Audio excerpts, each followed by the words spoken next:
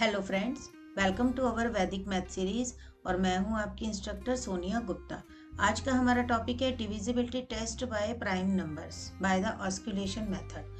देखिए, सबसे पहले हम बात करते हैं कि ऑस्कुलेशन का मीनिंग क्या है। हर प्राइम नंबर का अपना एक पर्सनल ऑस्कुलेटर होता है। जैसे कि अगर हम बात करें, नंबर 7 है जो कि हमें पता है कि एक प्राइम नंबर है, तो इसका अपना एक पर्सनल ऑस्कुलेटर है जो कि नंबर है 5। अब वो नंबर 5 कैसे आया, यानी ऑस्कुलेटर कैसे आया, तो इसके लिए देखिए एक ट्रिक है कि आप इस नंबर को किसी ऐसे नंबर से मल्टीप्लाई कीजिए जिसके लास्ट में 9 आता हो। तो अगर हम इसे मल्टीप्लाई करेंगे 7 से तो आएगा 49, जिसके लास्ट में यानी यूनिट प्लेस पर नंबर आता है 9। अब इससे पहले जो भी नंबर है, 9 को रहने दीजिए, इससे पहले जो भी नंबर है उस नंबर का नेक्स्ट नंबर आप देखिए, नंबर कौन है 5। तो इसका मतलब जो प्राइम नंबर हमारा 7 है उसका ऑस्कुलेटर होता है 5। इसी तरह से अगर हम बात करें 23 को किसी ऐसे नंबर से मल्टीप्लाई कीजिए, जैसे कि हमने नंबर से 3 से मल्टीप्लाई किया, तो अगर हम मल्टीप्लाई करें तो हमने देखा नंबर आता है 69, जिसके लास्ट में 9 है, यानी कि ये 3 से जो हमने मल्टीप्लाई किया है दैट इज करेक्ट। अब हम उससे पहले का जो भी नंबर है, याद रखिए 9 को रहने दीजिए, छोड़ दीजिए उसे, और जो नंबर बचा है 6, इसका नेक्स्ट नंबर लीजिए जो कि नंबर है 7। यानी कि 23 का जो ऑस्कुलेटर होता है वो होता है 7, जिसे हम अपनी ट्रिक में यूज़ करेंगे। तो आपको याद रखने की ज़रूरत नहीं है, आप आराम से ऑस्कुलेटर, हर नंबर, हर प्राइम नंबर का ऑस्कुलेटर आराम से कैलकुलेट कर सकते हैं। तो चलिए अब एक एग्जांपल लेते हैं। एक एग्जांपल है, मान लेते हैं 112। तो आपने देखा कि 112 को हम चेक करेंगे कि ये 7 से डिवाइड होता है या नहीं। इसको हम ओरिजिनल डिवीज़न के बिना कैसे चेक कर सकते हैं, अपनी कौन सी वैदिक ट्रिक को अप्लाई कर सकते हैं, वही हम आज इस वीडियो में सीखने वाले हैं। तो इसमें देखिए, सबसे पहले आप क्या करेंगे कि 112 को 7 से डिवाइड करने के लिए 7 का हमें ऑस्कुलेटर चाहिए, जो कि हमने अभी अभी पता लगाया है कि 7 का ऑस्कुलेटर होता है 5। इस 5 को हम यूज़ करेंगे। तो 112 का जो फर्स्ट नंबर है, यानी यूनिट प्लेस पर जो भी नंबर है, उसे आप मल्टीप्लाई कर दीजिए हमारे अपने ऑस्कुलेटर नंबर से, यानी कि 2 इंटू 5 हुआ 10।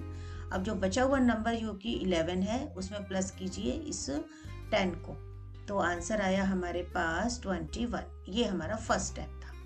सेकेंड स्टेप में अब जो नंबर हमारे पास 21 आया है उसके साथ भी सेम कीजिए, सेम स्टेप से अप्लाई कीजिए।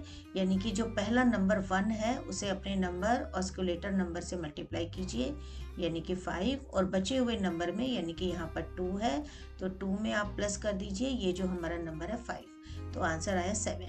अब यहाँ आप देख सकते हैं कि हम ये चेक कर रहे थे कि ये 7 से डिवाइड होगा या नहीं, और हमारा जो आंसर यहाँ पर आया है, सेम आंसर आया है 7, तो इसका मतलब हमारा आंसर आता है यस।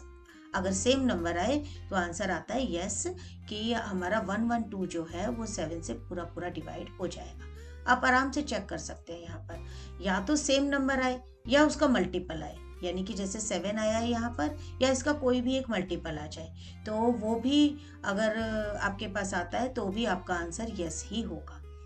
चलिए एक डिफरेंट नंबर लेते हैं, चेक करते हैं डिविजिबिलिटी टेस्ट बाय 23। तो एक नंबर लेते हैं हम, मान लेते हैं 1035। इसे हम चेक करते हैं बाय द 23। अब यहाँ पर देखिए आप, 23 का पहले हम ऑस्कुलेटर कैलकुलेट करेंगे। तो अगर हम 23 को 3 से मल्टीप्लाई करें तो आंसर आता है 69। तो जो ये हमारा 9 है इसे रहने दीजिए, और 6 का नेक्स्ट नंबर लीजिए 7। 23 का जो ऑस्कुलेटर नंबर है वो 7 है, जिसे हम अपनी ट्रिक में यूज़ करेंगे।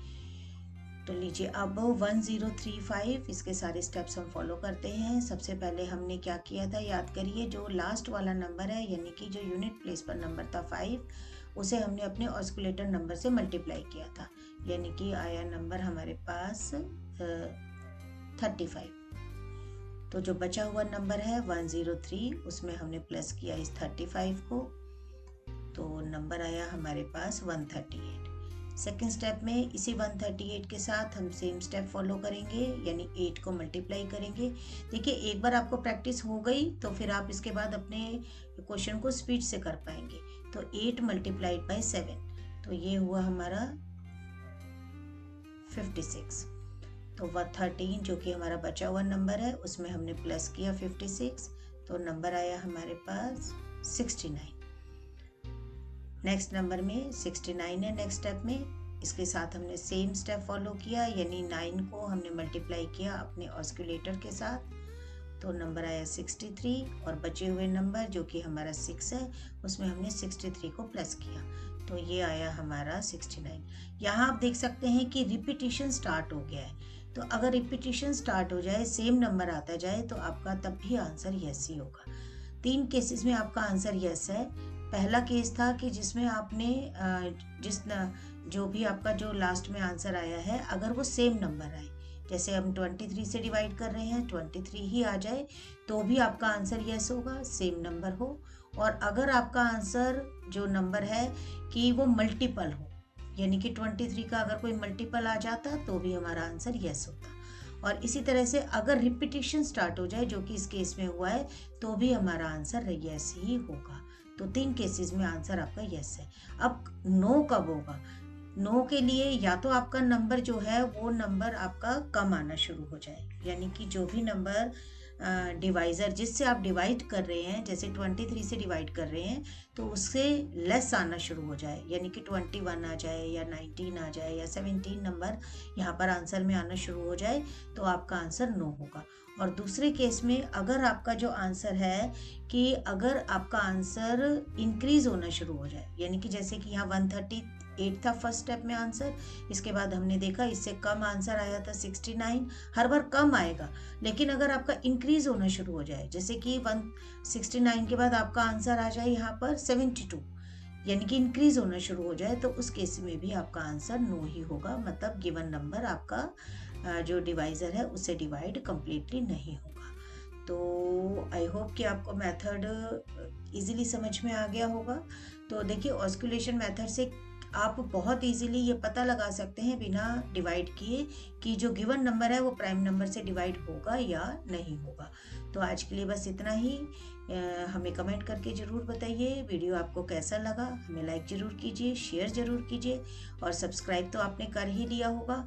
तो मिलेंगे नेक्स्ट वीडियो में एक न्यू ट्रिक के साथ। Till then bye bye, see you, have a nice day.